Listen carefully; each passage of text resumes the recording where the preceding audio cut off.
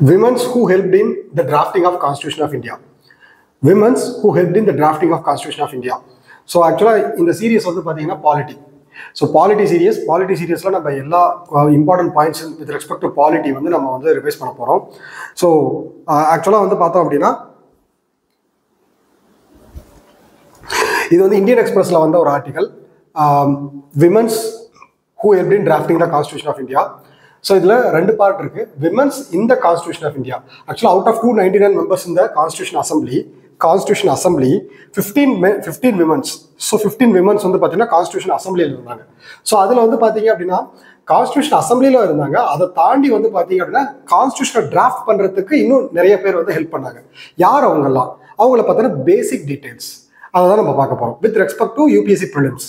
So first வந்து பார்த்தீங்கன்னா அம்மு சுவாமிநாதன். யார் இந்த அம்மு சுவாமிநாதன் அப்படிங்கிறது என்னன்னா, இவங்க வந்து ஒரு சோஷியல் ஒர்க்கர். ஸோ இந்த அம்மு சுவாமிநாதன் வந்து யாரோட அம்மா அப்படின்னு தெரிஞ்சால் கண்டிப்பாக மேக்ஸிமம் நிறைய பேருக்கு தெரிஞ்சிருக்கும்னு நினைக்கிறேன். ஸோ இவங்க வந்து பார்த்தீங்க அப்படின்னா லக்ஷ்மி சேகல். ஸோ லக்ஷ்மி சேகல் யாருன்றது நமக்கு தெரியும். சுபாஷ் சந்திர போஸ் ஆர்மியில் வந்து பார்த்தீங்கன்னா she had a regiment, women regiment. So அவங்களோட அம்மா தான் வந்து பார்த்தீங்கன்னா Ammu Swaminathan. She is a social worker. Women ரைட்ஸ்க்காக போராடிருக்காங்க, விமனோட கான்ஸ்டிடியூஷனல் ரைட்ஸ்க்காக போராடிருக்காங்க.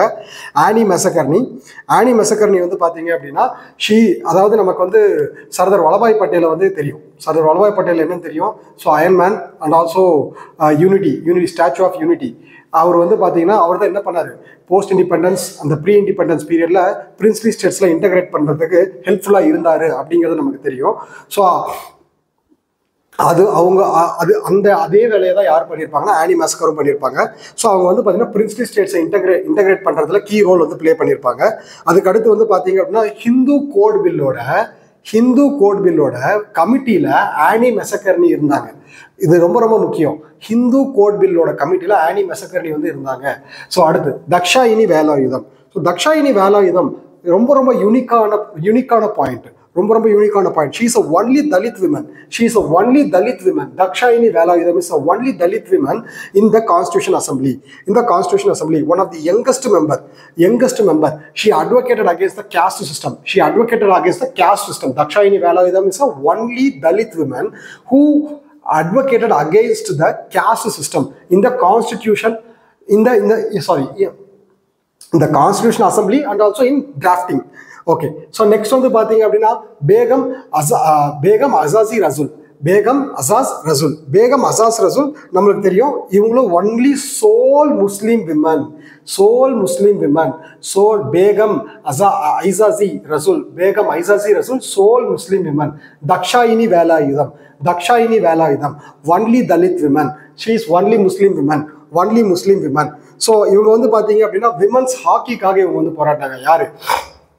பேகம் ஐசாசி ரசூல். ஸோ இவங்க வந்து விமன்ஸ் ஹாக்கிக்காக போராடினாங்க. அதுக்கு அடுத்து வந்து பார்த்தீங்க அப்படின்னா பர்தா சிஸ்டத்தை பேன் பண்ண சொல்லி சொன்னாங்க. ஸோ அதுக்கு அடுத்து வந்து பார்த்தீங்க அப்படின்னா 1937 இவங்க வந்து பாலிடிக்ஸ் வந்து என்டர் ஆயிட்டாங்க. 1937 வந்து பாலிடிக்ஸ்ல என்டர் ஆயிட்டாங்க.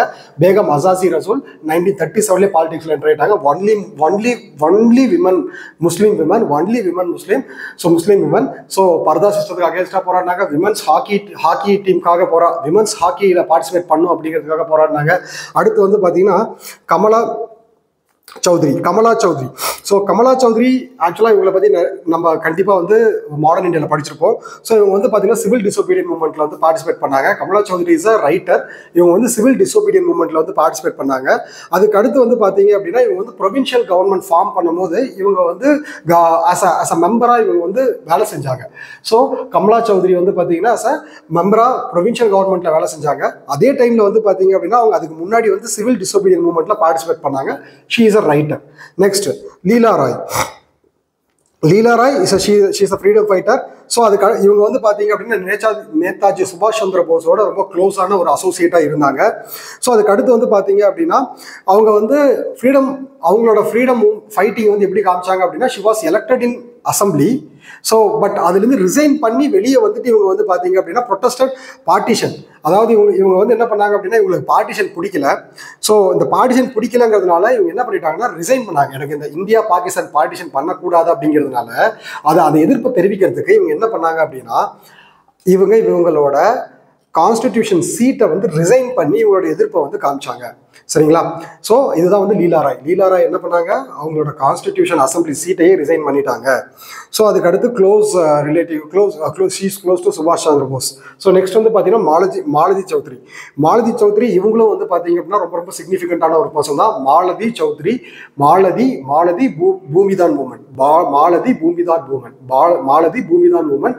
ஸோ ஆக்சுவலாக இதெல்லாம் தெரிஞ்சு வச்சுக்கோங்க. கண்டிப்பாக எக்ஸாமில் இதுலேருந்து ஒரு கொஷின் கண்டிப்பாக வரப்போகுது. ஸோ மாலதி சௌத்ரி வந்து பார்த்தீங்கன்னா Bhoodan movement, sorry Bhoodan movement. So land acquisition. So ஆக்சுவலாக வந்து லேண்டை வந்து டொனேட் பண்ணாங்க இல்லைங்களா?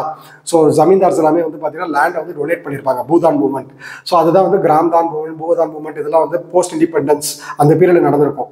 சரிங்களா? அதில் வந்து பார்த்தீங்க அப்படின்னா மாலதி சௌத்ரி வந்து ரொம்ப இம்பார்ட்டன்ட் ரோல் ப்ளே பண்ணாங்க.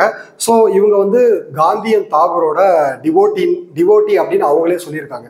ஸோ இவங்க மாலதி சௌத்ரி என்ன சொல்லியிருக்காங்க அப்படின்னா, ஷீஸ் அ காந்தி அண்டு தாகூரோட டிவோட்டி அப்படின்னு சொல்லி மாலதி சௌத்ரி வந்து சொல்லியிருக்காங்க. ஓகேங்களா? நெக்ஸ்ட் பூர்ணிமா பானர்ஜி. ஸோ பூர்ணிமா பானர்ஜி வந்து பார்த்தீங்க அப்படின்னா she's a younger sister of Aruna Asaf Ali. யார்? Radio Aruna Asaf Ali. So radio வந்து பார்த்தீங்கன்னா ஆக்சுவலாக வந்து பார்த்தீங்க அப்படின்னா ஃப்ரீடம் மூமெண்ட்டில் ரேடியோ மூலயமா மெசேஜஸ் வந்து பாஸ் பண்ணியிருப்பாங்க அருணா ஆசிஃப் அலி. அவங்களோட தங்கச்சி தான் வந்து பார்த்தீங்கன்னா பூர்ணிமா பானர்ஜி. ஸோ இவங்களும் வந்து பார்த்தீங்க அப்படின்னா விமன், அதாவது அந்த women network, radical women network அப்படின்னு சொல்லிட்டு ஒரு நெட்வொர்க் இருந்தது. அந்த ரேடிக்கல் விமன் நெட்வொர்க்கில் பூர்ணிமா பானர்ஜி வந்து பார்த்தீங்க அப்படின்னா one of the important role வந்து ப்ளே பண்ணாங்க. ஸோ அதுக்கு அடுத்து வந்து பார்த்தீங்க அப்படின்னா she's a secretariat of Congress committee at Allahabad. Purnima Banerjee is a secretariat of Congress committee at Allahabad. So அதுக்கடுத்து Rajkumari Amrit Kaur. So first women cabinet minister. So இவங்க தான் வந்து ஃபர்ஸ்ட் ராஜ்குமாரி அம்ரித் கவுர் இவங்க தான் வந்து பார்த்தீங்கன்னா ஃபர்ஸ்ட் விமன் மினிஸ்டர். அதாவது இவங்க என்ன துறை கொடுத்தாங்கன்னா ஹெல்த் மினிஸ்டர் கொடுத்தாங்க. இவங்களுக்கு என்ன துறை கொடுத்தாங்க அப்படின்னா ஹெல்த் மினிஸ்டர் வந்து கொடுத்தாங்க. ஸோ இவங்க தான் வந்து பார்த்தீங்க அப்படின்னா எய்ம்ஸ் வந்து எஸ்டாப்ளிஷ் பண்ணாங்க. லேடி இர்வின் காலேஜ் வந்து எஸ்டாப்ளிஷ் பண்ணாங்க. எய்ம்ஸ் எஸ்டாப்ளிஷ் பண்ணாங்க, எய்ம்ஸ் எஸ்டாப்ளிஷ் பண்ணாங்க. அதுக்கு அடுத்து வந்து பார்த்தீங்க அப்படின்னா லேடி இர்வின் காலேஜ் வந்து எஸ்டாப்ளிஷ் பண்ணாங்க. நெக்ஸ்ட் ரேணுகா ராய். ஆக்சுவலாக இவங்க வந்து மைனாரிட்டி ரைட்ஸ்க்காக போராடினாங்க. Every one is a freedom fighter. பர்டிகுலராக இவங்க வந்து மைனாரிட்டி ரைட்ஸ்க்காக, ரேணுகா ராய் வந்து எதுக்காக போராடினாங்க அப்படின்னா மைனாரிட்டி ரைட்ஸ்க்காக போராடினாங்க. ஸோ அதுக்கு அடுத்து வந்து she's a member of West Bengal அசம்பிளியோட மெம்பராக வந்து பார்த்தீங்க அப்படின்னா ரேணுகா ராய் இருந்தாங்க. ஸோ அதுக்கு அடுத்து சரோஜினி நாயுடு. நமக்கு இவங்களை பற்றி நல்லாவே தெரியும். She is a first women president, first Indian women. It's not a first women president. First women president யாரு? Annie Besant. First women president of Congress யாரு? Annie Besant. First women president of Congress யாரு? Annie Besant. First Indian women யாரு? First Indian women Congress president of Congress யாரு? Sarojini Naidu. So இவங்க வந்து பார்த்தீங்க அப்படின்னா United province post இண்டிபெண்டன்ஸ்க்கு அப்புறம் இவங்க வந்து ஒரு யுனைடெட் ப்ராவின்ஸோட கவர்னராக வந்து பார்த்தீங்கன்னா மாற்றினாங்க. ஸோ அப்பாயிண்ட் பண்ணாங்க. சுசித்ரா கிருப்பிலானி வந்து பார்த்தீங்க அப்படின்னா she's a key figure in Quit India Movement. Suchitra Kripalani வந்து பார்த்தீங்கன்னா குவிட் இந்தியா மூவ்மெண்ட்டோட கீ ஃபிகர் வந்து யார் அப்படின்னா சுசித்ரா கிருப்பிலானி. ஸோ நெக்ஸ்ட் வந்து பார்த்தீங்க அப்படின்னா she's a India's first women chief minister. யார்? Suchitra Kripalani. Vijayalakshmi Pandit first women cabinet minister in British India. Actually Vijayalakshmi Pandit is first women cabinet minister in British India. Actually இவங்க யாரு? போஸ்ட் இண்டிபெண்டன்ஸ்ல, அதாவது வந்து ஃபர்ஸ்ட், அதாவது இவங்க என்ன பண்ணாங்க அப்படின்னா she is also cabinet minister but post independence, after independence. But she is வந்து பிரிட்டிஷ் இந்தியாவோட ஃபர்ஸ்ட் விமன் கேபினெட் மினிஸ்டர் யாரு? விஜயலட்சுமி பண்டிட். ராஜ்குமாரி அம்ரித் கவுர் வந்து யாரு? ஃபர்ஸ்ட் ஹோம் மினிஸ்டர், அதாவது cabinet minister but after post independence. ஓகேங்களா? ஸோ இவங்க எல்லாரும் தான் வந்து பார்த்தீங்க அப்படின்னா ரொம்ப ரொம்ப முக்கியமான ஆளுங்க. ஸோ இதில் வந்து பார்த்தீங்கன்னா நான் ஃபர்ஸ்டே சொன்னேன், இதில் கான்ஸ்டிடியூஷன் அசம்பிளியில் யாரெல்லாம் இருந்தால் அம்மு சுவாமிநாதன் இருந்தாங்க. ஸோ அதுக்கு அடுத்து வந்து பார்த்தீங்க அப்படின்னா ஆனி மசகர்னி இருந்தாங்க, தக்ஷாயினி வேலாயுதம் இருந்தாங்க, பேகம் அசாசி ரசூல் இருந்தாங்க, ரேணுகா ராய் இருந்தாங்க. ஓகேங்களா? ஸோ வீடியோவை இன்னொரு டைம் கூட பார்க்கலாம், தப்பு இல்லை. இதிலிருந்து ஒரு மார்க் கண்டிப்பாக வரப்போகுது. சரிங்களா? ஓகே. ஸோ ஒரு கொஷின் கண்டிப்பாக வரப்போகுது. ஸோ நெக்ஸ்ட் வந்து பார்த்தீங்க அப்படின்னா கான்ஸ்டிடியூஷன் ஹத்யா திவாஸ். ஆக்சுவலாக இது வந்து ரொம்ப நெகட்டிவான ஒரு டேர்ம் தான், பட் இது கேட்க மாட்டாங்கன்னு எனக்கு தோணுது. ஆனால் இதோட இம்பார்ட்டன்ஸ் வந்து ரொம்ப அதிகமாக இருக்குது. இதோட இம்பார்ட்டன்ஸ் வந்து பார்த்தீங்கன்னா ரொம்பவுமே அதிகமாக இருக்குது. கான்ஸ்டிடியூஷன் ஹத்யா திவாஸ் சம்விதான். ஸோ ஆக்சுவலாக வந்து பார்த்தீங்க அப்படின்னா சம்விதாதூர் ஹத்ய திவாஸ். இது ஆக்சுவலாக இது வந்து என்ன சொல்கிறாங்கன்னா கான்ஸ்டிடியூஷன் அசாசினேஷன் டே அப்படின்னு சொல்கிறாங்க. ஸோ ஆக்சுவலாக ரொம்ப சிம்பிளாக சொல்லணும் அப்படின்னா இந்த எமர்ஜென்சி 1975 எமர்ஜென்சி அப்ளை பண்ண டேவை தான் இத்தனை பேர் வச்சு சொல்கிறாங்க. Constitution Hatya Diwas, Samvidhan Hatya Diwas, constitution assassination day 1975 June 25. Internal ஆக்சுவலாக வந்து பார்த்தீங்க அப்படின்னா எதனால் நமக்கு வந்து எதனால் வந்து நேஷனல் எமர்ஜென்சி இம்போஸ் பண்ணாங்க? Due to internal disturbance. Article 352 வந்து பார்த்தீங்க அப்படின்னா நேஷனல் எமர்ஜென்சி வந்து டிக்ளேர் பண்ணுறாங்க. யார் டிக்ளேர் பண்ணுவா? பிரசிடென்ட் டிக்ளேர் பண்ணுவாங்க. National emergency article 352 says national emergency was declared by president on the advice of cabinet.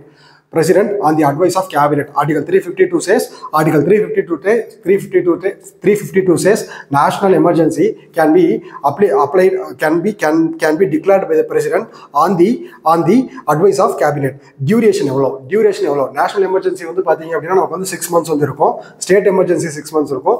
financial emergency அப்படின்னு சொல்லி பார்க்கும்போது ஆக்சுவலா 3 years வரையும் இருக்கும். financial emergency சொல்லி பார்க்கும்போது 3 years வந்து இருக்கும். 3 years வரையும் இருக்கும்.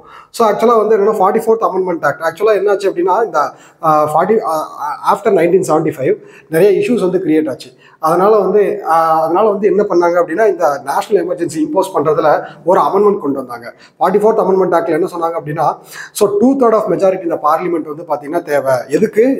எமர்ஜென்சி வந்து எக்ஸ்டெண்ட் பண்ணுறதுக்கு 2/3 ஆஃப் தி மெஜாரிட்டி தேவை அப்படின்னு சொல்லிட்டு 44th Amendment Actல வந்து 1978 வந்து சொன்னாங்க. ஸோ அதுக்கு அடுத்து வந்து பார்த்தீங்க அப்படின்னா 38th Amendment Actல என்ன சொன்னாங்க அப்படின்னா 1975 38th Amendment Act 1975 என்ன சொல்லியிருந்தாங்க அப்படின்னா it made it mandatory for the president to act in accordance with the cabinet advice while declaring an emergency.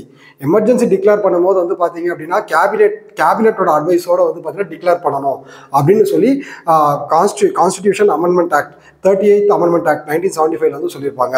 So இது ஏன் நியூஸில் வந்துச்சு அப்படின்னா பிரைம் மினிஸ்டர் மோடி வந்து இதை வந்து மென்ஷன் பண்ணியிருந்தார். அதாவது வந்து பார்த்தீங்கன்னா இது என்ன சொல்லியிருந்தார் அப்படின்னா கான்ஸ்டிடியூஷன் அசாசின் டே, ஸோ கான்ஸ்டிடியூஷன் ஹத்ய திவாஸ் அப்படின்னு சொல்லியிருந்தாங்க. என்னைக்கு? ஜூன் 25.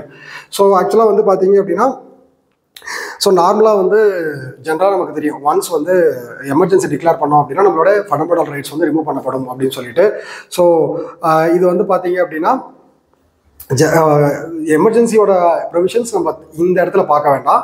ஸோ இது with respect to constitution Hatya Diwas, Samvidhan Hatya Diwas, so article 352 national emergency, 44th constitution amendment act. ஓகேங்களா? ஸோ முடிஞ்ச வரையும் வந்து பார்த்தீங்கன்னா இம்பார்ட்டன்ட் பாயிண்ட்ஸ் எல்லாமே இதில் வந்து கேதர் பண்ணியாச்சு. ஸோ கண்டிப்பாக இந்த வீடியோ உங்களுக்கு ஹெல்ப்ஃபுல்லாக இருக்கும்னு நினைக்கிறேன். தேங்க்யூ.